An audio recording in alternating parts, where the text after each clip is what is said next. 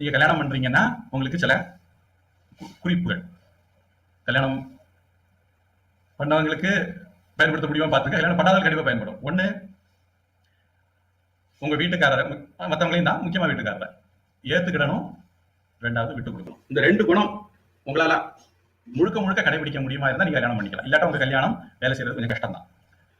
அடுத்தது, ஜாதகம் பார்க்கறது ஒரு நல்ல பழக்கம். நல்ல ஜோசியத்தை போய் நல்ல விதமா பார்க்கணும். அதெல்லாம் சில ஸ்டார் போட்டு சில விதிகள் வச்சிருப்பாங்க, அது மாதிரி அதெல்லாம் அதுக்கு அப்ளை ஆகும்.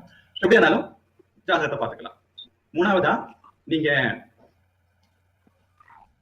ஒரு மருத்துவ அறிக்கை கூட வாங்கிக்கலாம். உங்களுடைய உடலை பரிசோதிச்சு நல்லா இருக்கீங்களான்னு பார்த்துக்கலாம்.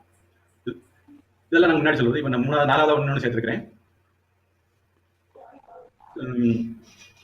செவ்வாயிலிருந்து ஆண்கள், சுக்கிரனிலிருந்து பெண்கள் அப்படிங்கிற மாதிரி ஒரு புத்தகம். அந்த புத்தகம் கூட நீங்க வாங்கி படிக்கலாம். அதுலயும் உங்களுக்கு நிறைய டிப்ஸ்கள் கிடைக்கும். இவ்வளவு உங்களுக்கு இருந்ததுன்னா அதுக்கு அடுத்தது நீங்க கல்யாணம் பண்ணதுக்கு போகலாம். இதெல்லாம் அடிப்படையில் என்ன பண்ணும் அப்படின்னா, உங்க